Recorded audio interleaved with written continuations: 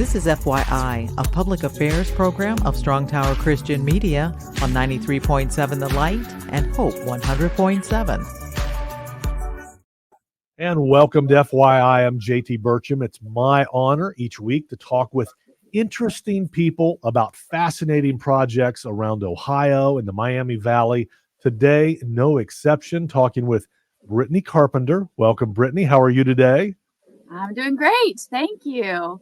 Brittany Carpenter, you are with Isaiah 117. Let me see.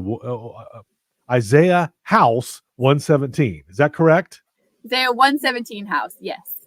There we go. Gosh, I'll get it straight here. So, real quick, I have just recently heard about your organization. You are trying to support kids in foster care that are kind of in transition between places. So, we're going to hear the whole story. But first of all, how did you first get involved with Isaiah House? So a lot of different ways, really. I worked in foster care for about 6 years. I worked with a private network agency who trained and licensed and placed foster kids. And then my husband and I became foster parents. We've been foster parents for about 4 years. Wow. And we would welcome kids into our home. We've welcomed several kids into our home, but almost every time they've come to us with nothing. One little guy that we welcomed, he was carried into our home by the caseworker, and I thought he was being carried in because it was raining, and he wanted to hurry up and get him in, but he was being carried in because he didn't even have any shoes on. No shoes, no change of clothes, no PJs. So this child really had just lost everything. Meanwhile, while this was all happening in Tennessee, she was my cheerleading coach in college.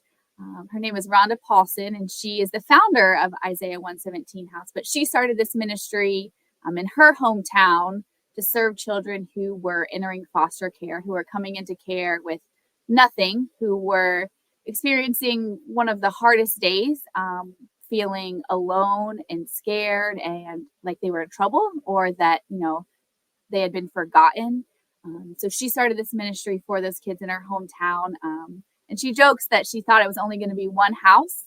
They quickly learned that this was an issue and a problem everywhere, and that kids everywhere needed someone to love on them and to care for them and to remind them that God has not forgotten them and that they are not alone on removal day. So that's so we reached out and we said we want to bring this to Montgomery County. Neat. Very cool. Now, real quick, I'm doing this from memory, but when you first contacted the radio station, I went and followed the link and watched the Mike Rowe TV special where he actually kind of honors and kind of helps give some resources and support to that very first Isaiah House. Yep. That was pretty emotional. That was really fun to watch. Yeah. Where do folks see that if they want to see that to kind of get a grip about what's going on? It was like a Facebook TV special that Mike Rowe did. I believe it was called Returning the Favor is the kind of the show name that he did. Yep, there we go. And I think I found that at the Isaiah House website. Yes? Yes. There's a link to the video on there as well. That website is isaiahhouse117.org. Is that correct? Help me out here. Isaiah117house.com. Yes. There we go. Okay. Yeah, the verse, Isaiah 117. Isaiah117 house. You said com? Com, yes. .com. Okay. All right. I'm trying to help folks get there. Isaiah117house.com. You got it. Yes. How about me to confuse it around there a little bit? Now, tell me a little bit about how many homes are there. I mean, I understand it's kind of just started, not in the last few years, it sounds like. So how widespread are they? How many are in Ohio? What's going on with Isaiah 117 House right now? Yes. So currently we are in 10 states with almost 50 locations. And so all of those locations are in, varying stages of just kind of starting out, just starting to raise awareness, just starting to get things going.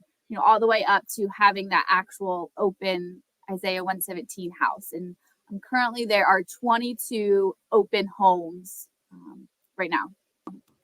And Okay. a lot more people keep reaching out that they want to bring this to their community. So Yeah. So the mission of Isaiah 117 House is really to help foster kids, foster parents in transition. Like you mentioned, child comes up to your house being carried because there's no shoes, and sometimes, and uh, this is not a judgment against foster care workers or places. This is just a reality of where we are sometimes, and sometimes more support is needed, and that's what absolutely. you're trying to offer. Yes. Absolutely. Yep. Kind of our mission is kind of threefold. So we want to reduce trauma on removal day for the kiddos. And remembering that they have just lost everything. Yeah. Their parents, their friends, their siblings, sometimes their pets, their toys, and then they're taken to a children's services office to wait until placement is found. Sometimes that wait is a couple hours. Sometimes that wait is overnight. Sometimes it's a couple nights, while children's services, their staff is doing their best to find placement and take care of this kid and do their paperwork and go to court and, do all of those things while this kid is in the office, right? And so we want to step into that gap time to provide space for that caseworker to do all the work that they have to do, all their paperwork, all their court stuff, to find a really good placement for the child while we are there to love on and comfort that child. So that's kind of how we reduce trauma on removal day. The second part of our mission is we want to lighten the load for those children's services staff because they have an impossible job, right? Very thankless job. And they need support and they need the community and, especially believers to really rally behind them and say, hey, you also are not alone, right? We're here too to support you. Yeah. And then the third part of that mission is to ease the transition to placement. Wherever that child is going, wherever that placement might be, whether it's with grandma or a foster home or even, a residential facility, whatever we can do to ease that transition, we want to do. If grandma is taking on her grandkids and she needs couple of beds or fire extinguisher, we want to help provide that as well. And, as a foster parent myself, it would be a much easier yes to say, yes to when you get that call. Hey, we've got 2 kiddos. They've been at the Isaiah 117 house. They had their lice treatments. They have their bath. They have a couple clothes for the first week. Can we bring them over in the morning versus getting a call at like 1 a.m. Hey, we've got 2 kids. They've got lice. They need a bath. They have nothing. We'll be there in 10 minutes. And so that is kind of also how we ease that transition to wherever that kid is going next. Yeah, very cool. What a wonderful hospitality service. And you're right. You're helping the child care worker, the foster care worker, the foster care parent, let alone the child who's in so much trauma and transition. So what a neat project. Now, where are we at in Dayton? Where are we at in Montgomery County? Is it available yet? What's needed? Where are we at? Help me out, Britt. Yeah. So this will be the first home in Ohio. We are not open yet, or we don't have our house built yet. But that is what we are working towards. Obviously, we do have land, so we got some land to be able to build our house on, which is very exciting. But the next step would be we are working with and talking with some contractors and plumbers and roofers and all the people it takes to build a house. To really share the story and then to invite them to be part of getting this house built for our kiddos. So we're actually holding a contractor's breakfast in February, again, to rally the construction community, to tell them the story, and to invite them in to be a part of it. Yeah, very cool. So you're at the beginning stages. folks can get involved and help. I'm guessing if folks wanted to donate monetary help, you probably accept that. Yes. Absolutely, yes. Yeah, that's one of the things I love about this ministry is that there are just so many ways to be involved. Yes, see, finances would be one of them. We call our monthly donors sock buddies because they walk this journey with us. Nice. So that is one of the big ways that we raise support is through those monthly donors, those sock buddies, and also, one-time donors as well. And then we also meet once a month as like a volunteer team to kind of plan different events that are coming up and brainstorm and make connections and see who else in the community we connect with.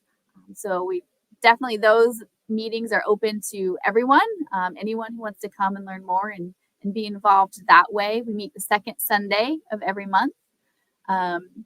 And then, donation drives. So things like PJs and shoes and hygiene products. We've had people donate those things as well for the children that are entering care. And then, once we get open, we will be training volunteers to actually serve in the home when the children are coming into the home. So. Yeah. I think this is one of those places where the Christian community, the church, so to speak, can certainly get involved and help out, because this is what service is all about. This is what Christian ministry is all about. So thank you for what you're doing. So exciting. What a neat little hole that just exists that is just needed. That's right. So Yeah. exciting to hear that you're helping bring the first Isaiah 117 house to Ohio, and it's going to be in the Dayton area. That's awesome. Yes, Dayton, leading the pack once again. Learn to fly and learn to take care of foster kids. That's what we do. Yes, I love it. All right, Brittany, what are the challenges? What are the biggest hurdles you've come up to? Anything particular challenges? I hear you saying you're bringing contractors together. What are some of your other big fears or big hopes here in the next year or so? I'm guessing it will probably be a year or so process before it's actually up and open. Yes. Yep. I would say, we'd be hopeful to break ground this spring or summer, and then it usually takes about 9 months from groundbreaking to actually build the house. But it's a big thing, right? It's kind of, it is scary to just trust that God is doing this and that he's going before this and that he's making a way.